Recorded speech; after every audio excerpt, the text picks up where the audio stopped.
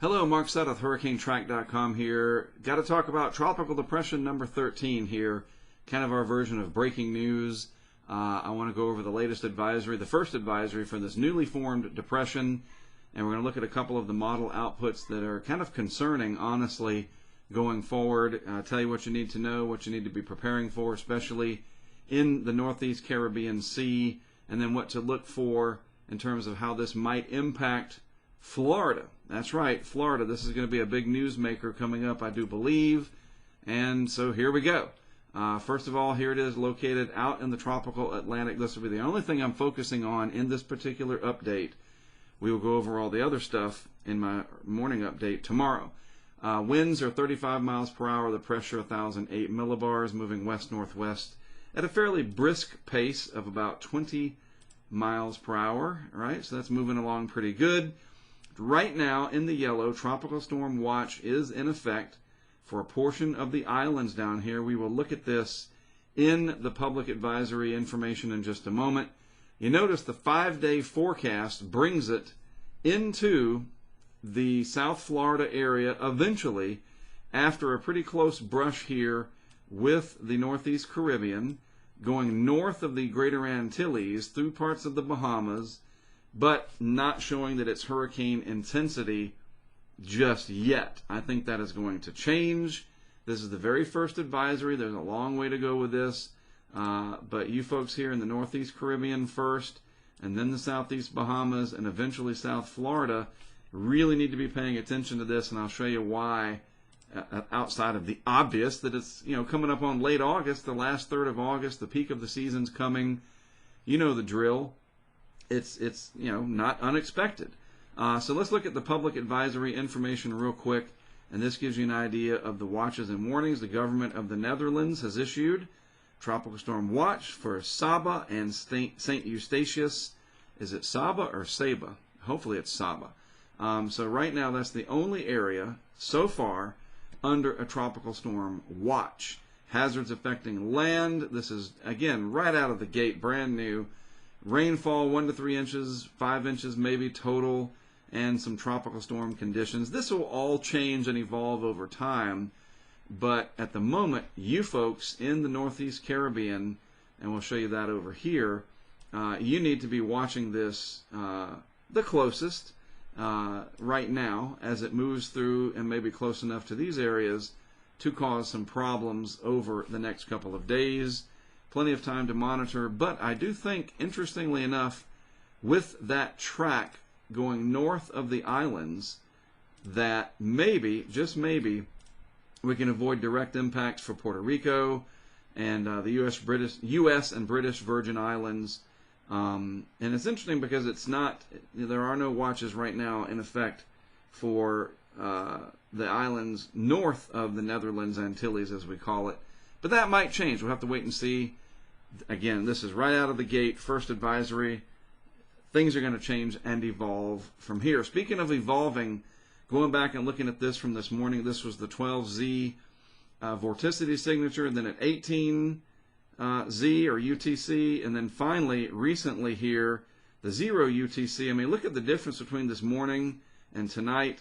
Definitely a marked increase right there. That's what we're looking at. In the organization, the vorticity signature has evolved over time. There you go. And you notice what else has changed. I don't want to go into this too much yet, but there's 97. We're going to need to focus on that, and we will do so more tomorrow morning, I promise. All right. So what are we concerned with? Well, the system is currently located out in this area, and the track, of course, takes it north of the islands, generally speaking, and then towards Florida like that. And you can see it's going to be passing over increasingly warm water temperatures. But that's not what this shows. This is the upper ocean heat content, and it doesn't explicitly show us warm temperatures rather than higher amounts of upper ocean heat content. And that is to say that it's not just at the surface that the ocean is warm, it's at depth, 50, 100, 200 meters deep, where the 80-degree line is. You have to go down maybe 200 meters in some cases to reach temperatures below 80 degrees Fahrenheit. that upper part of the ocean being that warm is just a lot of energy for this to tap into. And these yellows that you start to see in here, that'll matter. And then it really increases here in the vicinity of the Bahamas there, Andros Island, between there and Florida. So we're going to have to watch this very carefully because, and again, outside of the obvious, I could just come on and say, oh, there could be a hurricane coming, and that would be a correct assessment. There could be a hurricane coming. There might not be either. But what gives me pause here and a little bit of concern is the intensity models, namely the HWRF, which is HWRF, the Hurricane Weather Research Forecast Model. This particular setup of it here, courtesy of tropicaltidbits.com, and this is basically the composite reflectivity, like if it was, this is kind of like a radar simulation, and the mean sea level pressure. It's not radar, it's simulated for the most part. Like what it would look like on a radar is the way to kind of visualize this. It's out in the middle of the water here. This is our basically 6. This is the 18Z run. So the 0Z won't be available until like 1:30, 2 o'clock in the morning. So let's look at what 18Z showed. And I think this might be factoring in to why we're seeing this get the upgrade. Not that it doesn't deserve it. It definitely does. The organization is there. It's a tropical depression, no doubt. But these intensity models here have me, it's definitely got my attention. So let's move through this. If you haven't seen this, this is quite interesting. We're going to go through this is about every 3 hours, right? So there's 24 hours out. So this would be valid Thursday afternoon. Let's go on out to Friday afternoon. There we go. Come on. 48 hours out. So in 48 hours, this is Guadalupe. Looks like a butterfly right there. There's the system down to about 1,000 millibars. Not real organized looking. It's, some spiral banding, but the HWRF doesn't show it very ominous, right? So it moves along. We'll go out there 60 hours right there, getting that banded, that hook, big strong band there in the simulation of the model. And then it really starts to intensify down to about 987, developing an eye and an eye wall and all that good stuff. North, not good if you're going to be in the way of it, north of Puerto Rico. Here's the Virgin Islands through here, Vieques over there. All right, and this is St. Bart's, I do believe. And I think that one is Anguilla, if I'm not mistaken. So north of the islands, hopefully. And really neat here what Levi Cowan has coded. You can put your cursor right on the map, and it tells you about where it's located, roughly 19.6, 65.6 west longitude there. Pressure down to about 979. We keep moving this out, going out to 96 hours into the future. It's approaching the Bahamas. It's in the Bahamas, north of Cuba, continuing to strengthen. Very well defined in the model here. Going on out, approaching day 5 here, 108 hours just south of Andros Island, 945 on the pressure. And this is important. Close to Andros Island, and let's zoom in on this, I'll show you. Very, very important. It would be located right in there. Significant increase in upper ocean heat content once it gets into this part of the Bahamas, towards Florida. And that matters. It really does. A marked increase in the upper ocean heat content, and this model should know that. This is a very sophisticated model. Is this correct? We don't know. If I knew that, I'd be one of the wealthiest people in the world, and I would save billions of dollars in property damage from happening and whatever, but I don't know. Nobody knows for sure. But at hour 120, it shows it making landfall, and this falls to within my parameter of talking about a 5-day forecast, and that's it. We're not going to go out, much further than that, like especially in the global models. So this should have your attention because the model might be overdoing it, sure, but what if it's not? We're not that good, we being the human species, at understanding the core of tropical cyclones, especially hurricanes, with our numeric weather predictions just yet, to where we can say this is going to happen or it's not going to happen. But this is a symptom that it could happen. And so let me paint it a different way for you. Let's look at why it could happen. We are in a favorable period of upward motion. We are approaching the peak of the hurricane season. We do not have an El Nino. The background state is favorable. The water temperatures are warmer than average. High, undisturbed upper ocean heat content. We already have a depression, and it's developing. And so there's a lot of reasons to think this could happen. And the only reason that you could look at it and go, well, I don't think that's going to happen. I don't know why it jumped like that. That's odd. The only way you can, kind of say, that's weird. Why is it doing this? Right in the middle of, maybe I lost my internet connection. Wouldn't that be something? Let's see if this refreshes. Oh, something happened to Levi's site. So I won't be able to show you the HMON. That's fine. I have no clue as to why that happened. Let me look at my router. Yeah, everything's good. I don't know what happened. I'm going to just try one more time at the Tropical Tidbits site. We go to forecast models. I mean, you know the drill.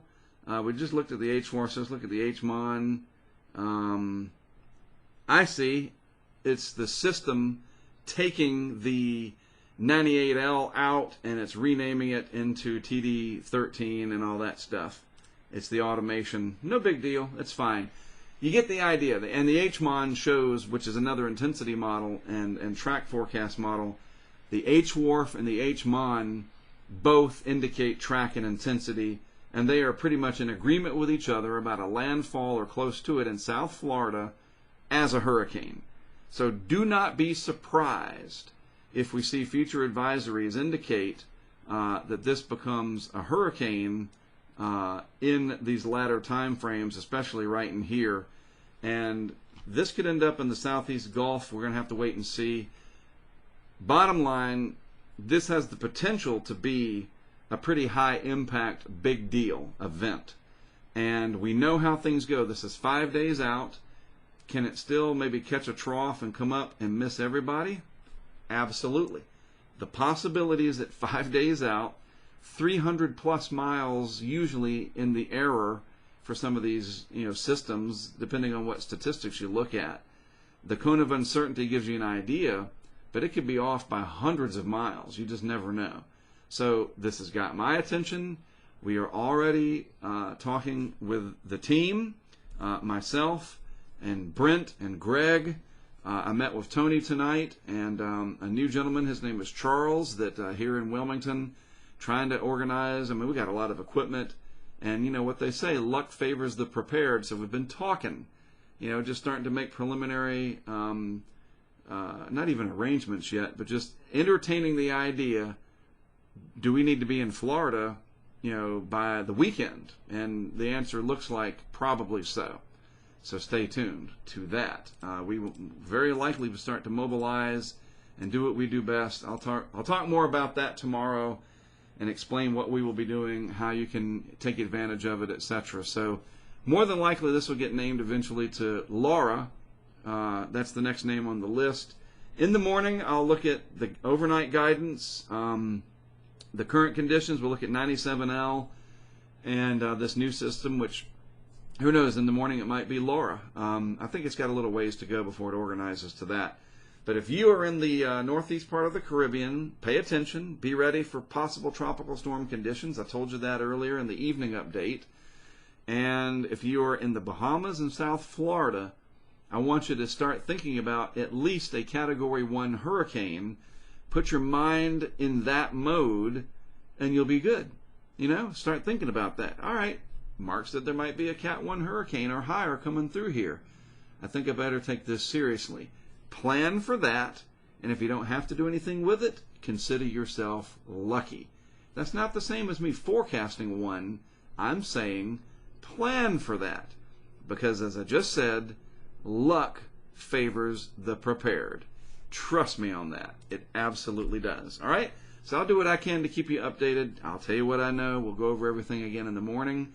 But that's a look at the very first advisory here for TD13, which eventually will become, more than likely, Laura, and we will take it from there. As always, I'm on Twitter at HurricaneTrack, YouTube HurricaneTrack.